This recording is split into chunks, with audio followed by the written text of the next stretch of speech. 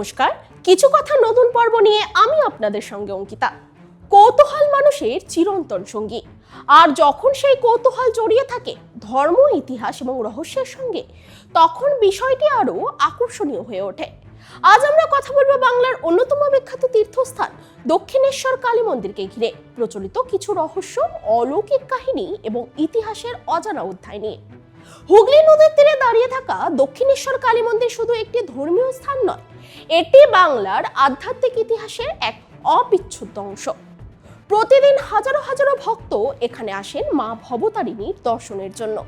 কিন্তু এই মন্দিরকে ঘিরে এমন কিছু ঘটনা রয়েছে যা আজও মানুষের মনে বিস্ময় জাগায়। দক্ষিণেশ্বর কালী মন্দির প্রতিষ্ঠা করেন রানী রাসমণি। প্রচলিত কাহিনী অনুযায়ী কাশী যাত্রার আগে রাতে তিনি এক স্বপ্ন দেখেন। সেই স্বপ্নে মা কালী তাকে নির্দেশ দেন কাশী না গিয়ে গঙ্গার তীরে একটি মন্দির নির্মাণ করতে।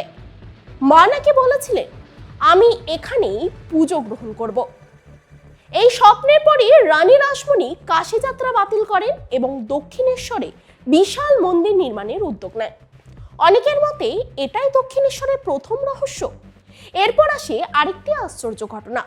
মন্দির প্রতিষ্ঠার পর প্রথম দিকে অনেক ব্রাহ্মণ সেখানে পুজো করতে রাজি হননি, কারণ সেই সময় সমাজে নানা জাতিগত বিধিনিষেধ ছিল। কিন্তু পরে সমস্ত বাধা দূর হয়ে যায় এবং নিয়মিত পুজো শুরু করে। ভক্তদের বিশ্বাস এটি ছিল মা ভবতারিণীরই ইচ্ছা। দক্ষিণেশ্বরের সবচেয়ে বড় রহস্য জড়িয়ে রয়েছে শ্রী রামকৃষ্ণ পরমহংসকে ঘিরে। মন্দিরে পূজারীর দায়িত্ব পালন করার সময় শ্রী রামকৃষ্ণ বারবার দাবি করেছিলেন যে তিনি মা কালীর সরাসরি দর্শন পেয়েছেন। তিনি বলতেন, মা শুধু পাথরের মূর্তি নন, তিনি জীবন্ত। বহুবার তাকে মন্দিরে গভীর ধ্যানে তলিয়ে যেতে দেখা গিয়েছিল। কখনো কখনো তিনি ঘন্টার পর ঘন্টা সমাধিস্থ অবস্থায় থাকতেন। উপস্থিত মানুষজন বিস্ময়ে দেখতেন তার আচরণ। একবার তিনি মায়ের দর্শন না পেয়ে এতটাই ব্যাকুল হয়ে পড়েন যে মন্দিরের খাড়া নিয়ে নিজের জীবন শেষ করার সিদ্ধান্ত নেন। ঠিক সেই মুহূর্তেই তিনি নাকি দেবী কালীর অলৌকিক দর্শন লাভ করেন। এরপর থেকেই তার জীবন সম্পূর্ণ বদলে যায়। এই ঘটনাকে অনেকেই আধ্যাত্মিক অভিজ্ঞতা বলেন, আবার ভক্তরা একে দেবীর প্রত্যক্ষ আবির্ভাব হিসেবেই মানেন। আবারও একটি প্রচলিত বিশ্বাস রয়েছে, অনেকে পুরনো ভক্ত এবং সেবায়িতের দাবি গভীর রাতে মন্দির চত্বরে কখনো কখনো অদ্ভুত সুগন্ধ ছড়িয়ে পড়ে। কেউ কেউ বলেন মন্দির বন্ধ থাকার পরও তারা ঘণ্টা ধ্বনি শুনেছে। যদিও এর কোনো বৈজ্ঞানিক প্রমাণ নেই, তবুও এই ধরনের গল্প আজও প্রচলিত। দক্ষিণেশ্বরের পঞ্চবটি এলাকাকে ঘিরে রয়েছে নানা রহস্য।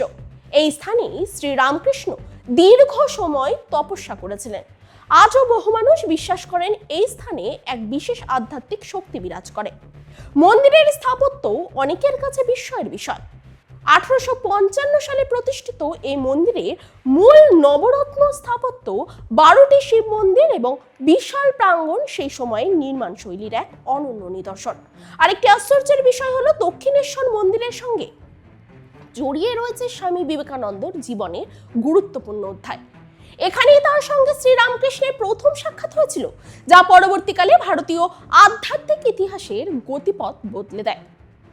আজও দক্ষিণেশ্বরে গেলে বহু মানুষ দাবি করেন মন্দির চত্বরে প্রবেশ করলে এক ধরনের মানসিক শান্তি অনুভব করে। কেউ একে বিশ্বাসের ভোগ শক্তি বলেন, আবার কেউ বলেন আধ্যাত্মিক শক্তির উপস্থিতি।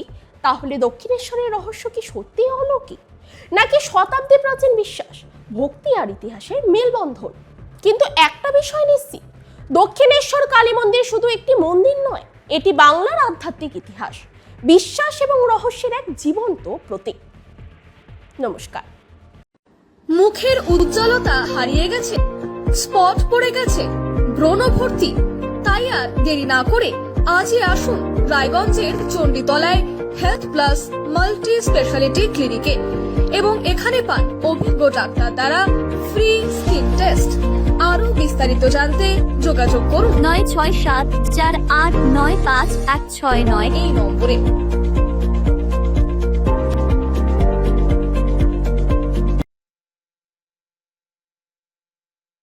আজ তোমার বিয়ে সাজলো নতুন সাজে,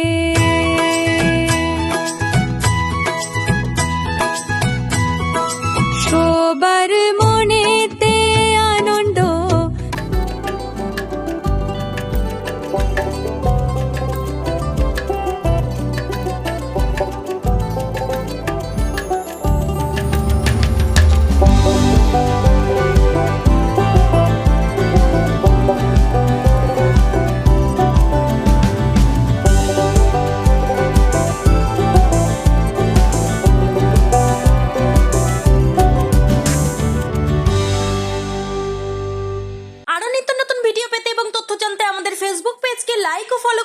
সেই সঙ্গে টাইমস 14 বাংলার ইউটিউব চ্যানেলকে সাবস্ক্রাইব করতে ভুলবেন না।